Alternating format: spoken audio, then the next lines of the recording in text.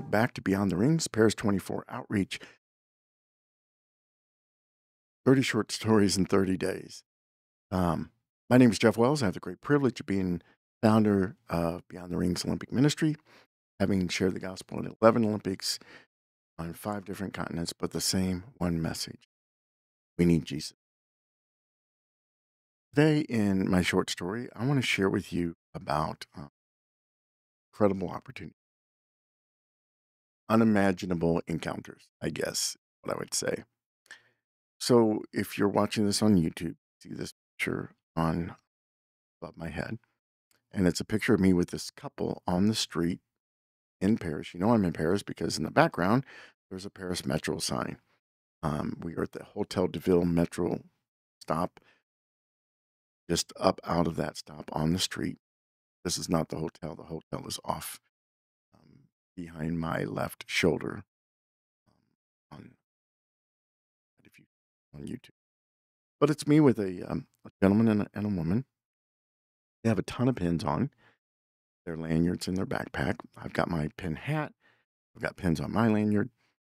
We were just kind of standing on the corner here, and this couple walked up, and they handed us a pin, and it was a ministry pin that I'd seen at previous Olympics, and wordless gospel, the colors, the black for sin, the red for blood of Christ, the white for new life in Christ, the blue, the green, yellow.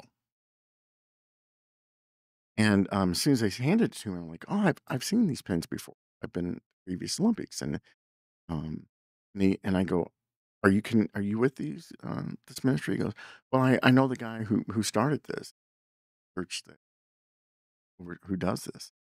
And we get to talking and talking about the pin and the neat design that they've used for years at the Olympics. Um, and then I find out that they are former Wycliffe Wycliffe Bible translation missionaries from Asia. They had served in Asia for like a long time, and that they were back stateside now. They were doing some kind of ministry consultant. I don't remember what it. But when they mentioned that they were connected with Wycliffe, I took a shot in the dark. I'm like, oh, um, ever been in the Dallas Fort Worth area with Wycliffe? Like, yeah, we were there for came back stateside. And the reason I asked that is because my mother-in-law, her name's Georgia. Shout out to Georgia, Georgia Fox. Um, has had worked. She's now retired with the Wycliffe Bible Translation Ministry in the Duncanville area of Dallas, Texas, um, as their kind of local housing coordinator. And I don't know everything that she did, but I know it involved helping missionaries who were coming stateside to have affordable housing that Wycliffe owned and rented for these missionaries. It included overseeing their short stay property that Wycliffe had on their main campus, a lot of training and like that, as well as some housing and trailers like that around the city. And so when I mentioned, hey, if you ever been Dallas area with Wycliffe, they're like, yeah, we have. And I'm like, would you happen to know the name Georgia Fox? They were like, yeah. What do you mean? How do you know Georgia Fox? And I'm like, my mother-in-law. They're like, they just start cracking up. Are like, you kidding me? You know Georgia? I'm like, are you kidding me? You know my mother-in-law?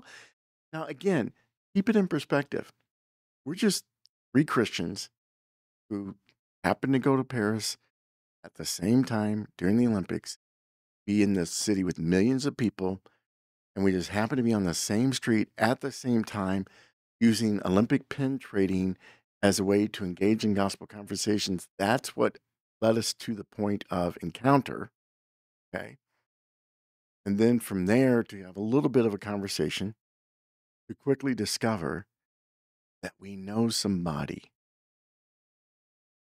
I mean, it's not just a, "Oh, I've heard of that person," or, "Yeah, I've seen them once in a conference," or, lived a city over from them." No, she's my mother-in-law, and she was the housing coordinator for them when they were in the Dallas-Fort Worth area. And so it blew my mind.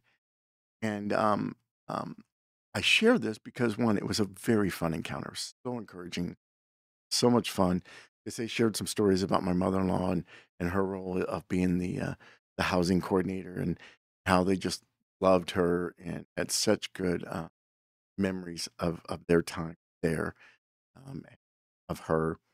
And in fact, before we got away from each other, I made a video of them, um, saying hi to her, and I sent it back to, she could, her name's Georgia, who still lives in Texas, um, so that she could hear from a couple that she has known in her past that I ran into. But I also share it just to share that, when you're faithful and obedient to do what God tells you to do, calls you to do, it can be scary and overwhelming. Paris was the first Olympic outreach that I oversaw from start to finish, from finding housing, raising money for not only my ministry while I was there, but also designing the pen, getting them working up the design and the production of the gospel card that we would attach to the gospel. Um, Overseeing the team and who would be on just so many things. My first one. I'd been with international sports chaplains before. I've shared fondly about them in a previous podcast, if you that one. But this was the first time I was doing it on. It was a huge, huge undertaking. Many times, very uncertain, uh, very huge undertaking, but God was so faithful. And this was just, if you'll allow me to use the expression, this was just to me there on the street there during the Olympic Games, meeting a couple that had meaningful connection, somebody very meaningful other. And so I just share that because it's fun, and and to point out that other ministries on the ground you creating gospel conversation. But even with that, this is the only time I ran into people representing this ministry that was using their pen that they designed, and I'm sure they had thousands of theirs, just like we had ours. That I know of at least two other ministries that were there, and I only ran into them once or twice.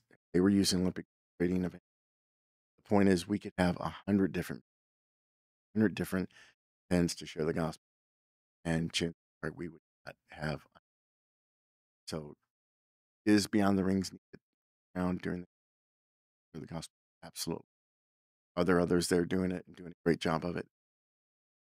We're all part of the big family of God, those who proclaim faith through Christ alone, salvation. And so, it was just a joyful, fun thing to share. And I guess the only other thing I would encourage us this is behave, because you never know who knows life. I always joke about that. I can't go anywhere in the world without running into somebody who doesn't know somebody who knows me. And that's kind of a joke, but it's kind of not. So it's just a good reminder. Always live for an audience of one. As long as we're being faithful in our actions and our attitudes, our behavior for God, it'll be okay with everybody. All right. Thanks for checking it out again today. Today's episode. Let me encourage you to come to our Paris 24 outreach celebration coming up on Sunday, September 29th, 3 p.m. at Concord Church in the St. Louis area, out off that's on Ferry Road. You can join us. We're going to be serving desserts and drinks as the BTR ground team shares stories, pictures, pins, and video from our pen training evangelism outreach during the Paris Olympic. If you can't be with us in person, we're working on live streaming the event. We haven't gotten that finalized yet, but we'll get the information out as soon as that gets confirmed. It's all free, doesn't cost you a penny, don't have to register, but we are planning on taking a love offering that night for the Italy 2026 outreach. And so we would ask for you to prayerfully come or to love offering as we look forward to the next Olympics to take place in Milan Cortina, February of 2020. Thanks again for tuning in today. Always a pleasure to until next time.